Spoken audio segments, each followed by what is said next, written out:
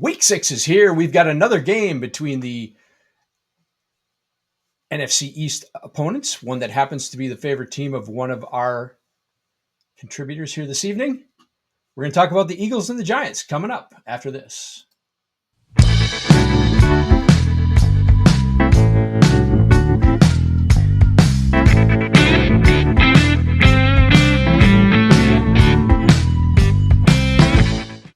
Welcome in to the Statement Games Thursday night preview show. I'm Joel Worth. That is Marc Saulino. Marc, how you doing tonight? I'm doing good. I think I'm going to sound like an old fart as we continue to do more and more of these shows, but dude, like this, it just flies by. The season just is. I've never come across something that's faster than an NFL football season. You spend months and months and months from the draft on prepping for the season and getting ready, and from the fantasy side, doing all your drafts and previews and stuff like that, and then the season gets here, and then it's literally over in the blink of an eye. True, and for some teams, it's over a lot sooner than others. That is true. I'm not going to comment on one of the teams that may be playing on Thursday, but let's get into it. We've got. Let's bring its platform up. We've got your New York Giants hosting the Philadelphia Eagles, an NFC East matchup. I think this is probably going to be a better game than most people think, but as a Giants fan, how are you feeling about this one? I'm trying to psych myself up for this game. Okay. However, you've just been beaten down so many different times that you're trying to be optimistic, but you're really not. That's really like the best way that I can describe it. Yeah, it is kind of a bummer. Obviously, the Nabers injury is just really, really sucks, and now you've got no Darius Slayton, so that makes things a little tough. But I still think this game, I like your defense. I think the Giants' defense is really good, and I think you can keep this game close. I mean, I hope so, and I don't necessarily say that because I really want them to, I guess, somehow blossom into something that's actually watchable. It also comes from a place of pure hatred and despise. I mean, if you want to talk about somebody or a team that's probably the most disgusting, evil team in the history of sports, it is the Philadelphia Eagles. So Okay. it's not that I'm expecting the Giants to win. I just really hate the Eagles. I got you. So you feel about the Eagles the way I feel about the Bears is what you're saying. Worse. Multiply that probably by like a good 2 or a 3. All right. I feel you. So getting into the game, like we said, no Darius Slayton for the Giants, presumably. Tyrone Tracy, very questionable. Didn't play on Sunday, so seems unlikely to play in the short week. Eagles, whose offensive line has been, I don't want to say a disappointment, but not playing up to their super elite standards, will be without Landon Dickerson. So good. This is a game that's going to be kind of defined by the injuries. Like you said, that no Malik Nabers out for the season, which really sucks from a fantasy standpoint, but probably even worse from a Giants standpoint. So yeah, a lot of offensive injuries in this game could, and like I said, two very good defenses, might not be a lot of scoring in this game. We're going to find out the hard way. Yeah, very hard, like the MetLife Stadium turf, honestly. So, yeah, Marc, what's your first pick? I think we both went 1-1 last week, so see if we can nail a couple. It would be nice for one of us to kind of hit that 2-0 mark. We'll see what happens this week. So, I mean, listen, we're bringing back this show. This is the first one that I'm doing for in a while, or the first season that we brought this back from. Almost like a 2.5 year kind of absence. It's the first time that I have an opportunity to talk about like the Giants. When I take a look at the Giants, I'm looking at it from perspective of they don't win at home ever. They don't win prime time kind of games ever. And for the past 4 or 5 years, they can't win a division game as well, ever. So if I'm taking a look at my first pick with all that stuff in mind, there is absolutely no way that I am not going to be selecting the Philadelphia Eagles will not win by over 7.5 points. It's just No, out of a Eagles will pure. not win by over I'm, seven I'm and a half going. I'm points. going All against right. logic, just from a perspective of at some point they have to break this trend, and I wouldn't be able to, as much as I am down on the Giants, I wouldn't be able to forgive myself if I made any type of reasonable Philadelphia Eagles argument, which probably is the right thing to do, but I just refuse to do it out of pure spite on this show. I think that's completely reasonable. Like I said, I think this is going to be a pretty low scoring game on both sides, which, I mean, if you're going to have a low scoring game, it's going to be tough for the Eagles to cover by more than a touchdown. So I don't think that's outrageous at all. It's a home game. Giants did just win their last home game. They beat the Chargers. So that's It's funny something. because when you and I were talking about the format of the show at the beginning of the season, how we would go, what we would actually do, I kind of like was talking to you, and I remember the conversation we are having was where, all right, you know what, when we go ahead and make picks, like it's really not about being right or wrong. You just want to have some type of logical argument as to why you made the selection Right. that you made. And of course, I've just completely rebuffed that theory by making a selection that doesn't have any logical rhyme or reason as to why it should be taken, and that's okay. It's all right. I still think, like I say, I still think it's good. I think it's a very valid pick. I'm going to go for my first pick. We referenced earlier, underperforming offensive line for Philly. No Landon Dickerson. This Giants D line is really good. You got Brian Burns. You got a pseudo breakout year from Kayvon Thibodeaux. Abdul Carter looks like the goods. I'm going to say the Giants are going to get over 2.5 sacks. I think Philly's going to have to kind of throw the ball a little bit in this game. I'm a big fan of your defense. I think they're really good. We'll see how they play it when Brian Daboll inevitably gets fired. Do they get a do they get a defensive head coach, which could kind of take this defense to the next level? But I think they're really good as is. And I think they're going to get after Jalen Hurts. So I'm going to say Giants over 2.5 sacks. It's a big number, but I think they can do it. I hope so. We'll see what happens, but that would be nice. I'd like for that defense to play with a little bit more heart, a little bit more courage, understand situations and moments of the game, and rise to the occasion. Getting off the field on third downs would kind of be nice. They had some big kind of plays and some nice moments a couple weeks ago against the Chargers with some sacks, and maybe the prime time lights and home field of MetLife will spark some of those juices again. But from a game perspective, I'm looking at it right now, and I think that stadium will probably be at least anywhere between, I'd say, 45 to 55% Philadelphia fans in their stadium. I just know as a season You ticket think holder, so? a lot of us Wow. are Okay. unloading tickets as fast as we possibly can.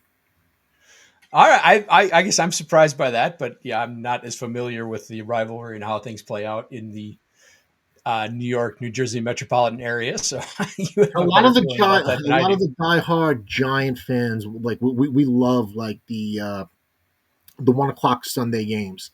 Anytime Sure. that you're kind of like 4 o'clock primetime games, just by the sheer amount of traffic on a weekday around like the New York City kind of area, if you can avoid those situations, you do. But then again, this is what old people do. If I was in my 20s again, I'd be singing a completely different tune.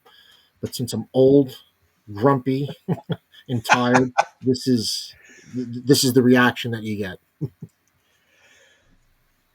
Yeah, I think Packer fans are like that too. Is we just much prefer the noon, 1 o'clock Eastern, noon Central games. It's just what you're used to. Like when I was growing up, Packers weren't very good, so it was just they never got primetime games. It was always just that noon Sunday start. It was Well, just it's kind of it's tradition. so So bad, and this gets factored into the game kind of as well. So when I go to the games, I live on Long Island, so I travel from Long Island to New Jersey to East Rutherford. I split my tickets with a family member who lives literally 10 minutes outside of the Philadelphia area. Okay. It is easier for him to get home from MetLife Stadium to Philadelphia. I think it takes him maybe like an hour and 15 minutes, assuming that you just get out of the parking lot, no problem, which could be a little bit of a Right. challenge. But Sure. I'm not going to spill that secret, but we have it down to a science and where I know how to get out of there. Okay. On the other hand, for me, I went to the Chargers game a couple weeks ago, and it was like the perfect storm because you had Ryder Cup traffic, you had the last Oh, sure. New York Yankees home game, and then you actually had a game in which I didn't feel compelled to leave at the end of the third quarter because the Giants were Right. actually kind of competing and winning.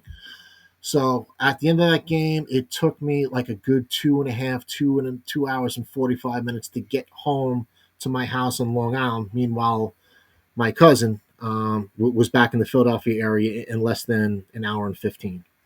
Okay. So just to put that into perspective, you can actually see how easy it is for people in South Jersey as well as the Philadelphia area to travel up I-95. It's a straight shot to MetLife Stadium. I expect Okay. those people to flock MetLife on Thursday night. Okay. That makes sense. Yep. All right. So what's going to be your second pick? I think that Philadelphia is coming into this game and they'll take the notion that there's absolutely no way that any giant wide receiver can go ahead and beat them. I think it's pretty well documented that Jackson Dart is buddy or best friends with Theo Johnson. Okay. So I expect Philadelphia to take that aspect of the giant offensive way and see if they can get the Giants to beat them with either Jackson Dart throwing the ball or running the ball. So I'll lock in on Theo Johnson under 30 receiving yards. Theo Johnson under 30 receiving yards. All right. Yeah, Johnson, a little bit of a breakout, kind of a mini breakout for him. He's hasn't had a ton of volume, but he scored some touchdowns. So yeah, it's a nice looking player. He was a super RAS guy. I think he like a 9.9 RAS.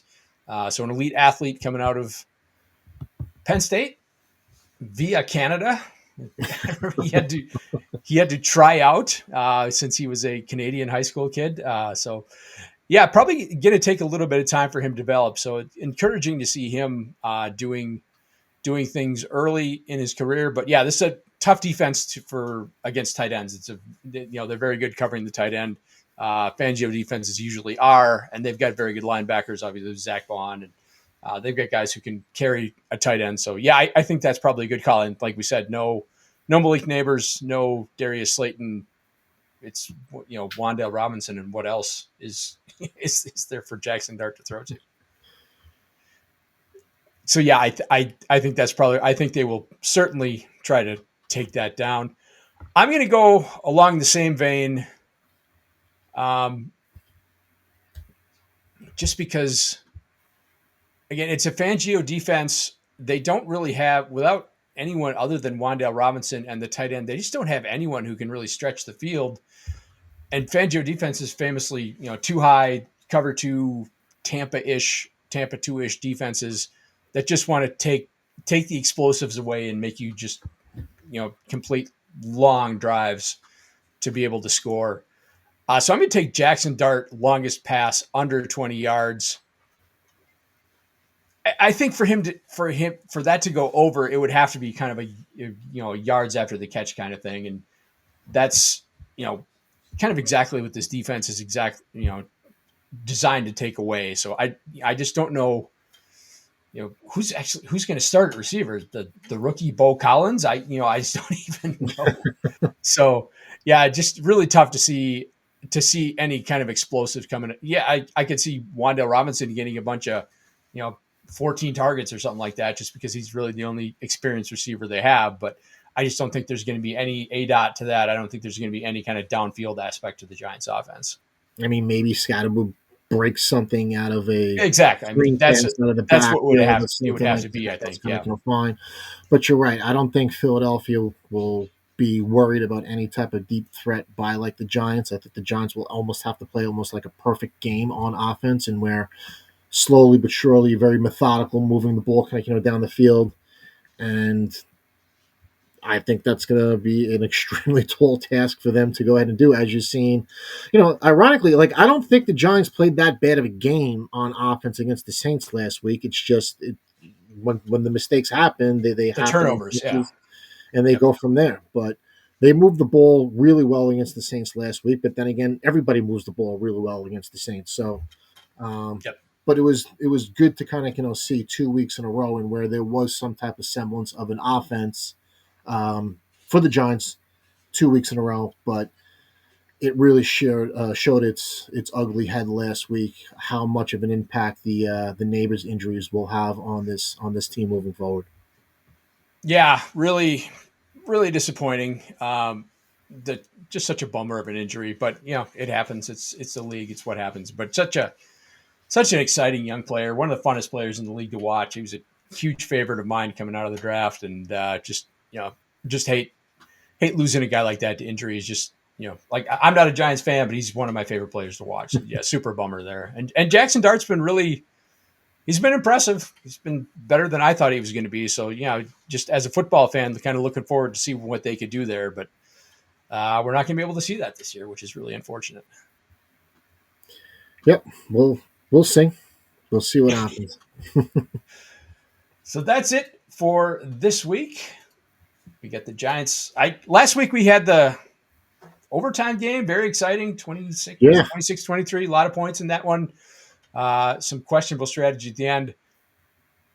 I don't want to say not to watch. I don't want to encourage people to not watch this game, but I think this is going to be more of a defensive struggle. I don't think there's going to be a lot of points scored in this one. Well, I think the last couple of times the Giants have struggled to break the 10-point mark against Philadelphia. I mean, the disparity between the scores is fairly significant. I think it's like literally 61-10 or something like that. I think I'm just making that up, but it's bad the past couple of games, and I don't just like Dallas, I don't believe the Giants have beaten Philadelphia in at least, I think we're going on 3.5 years. So It's probably been a while, yeah. So. It's not good. Well, good luck to your Giants tomorrow. Good luck to your Yankees. I'll accept any good luck wishes for my Brewers. There you go. Good luck. Before we go, tell everybody where they can find you and what you got going on. Yeah, sure. So you can find me on X at simply at MARC, and then my last name, which is Saulino. So it's at MARC SAULINO. I would like to actually say that although it's extremely early, we do have a new website up that complements the gaming interface at www.statementgames.com. Of course, we're looking for testers to try out these little games that we're playing. We're talking about the Thursday night football game right here.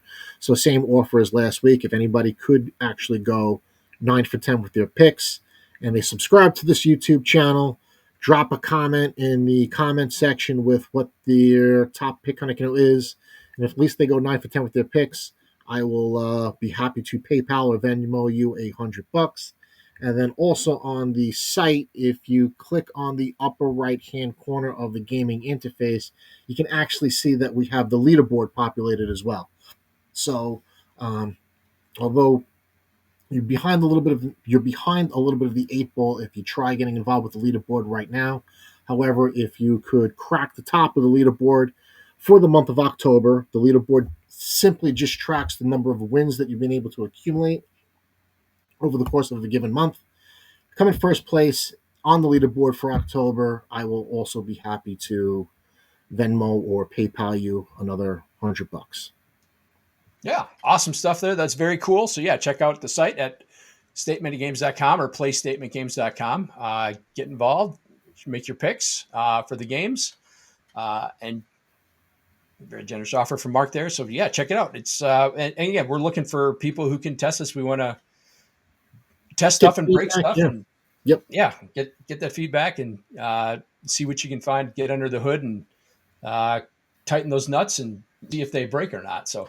Awesome stuff there. You can find me at the Joel Worth on the Twitter and on the BlueSky. So do us a favor. If you like the video, if you like what you see, give us a like, give us a subscription. We always appreciate that. Until next week, we will see you. Good luck, Mark, with the Giants, and we will see you guys next week.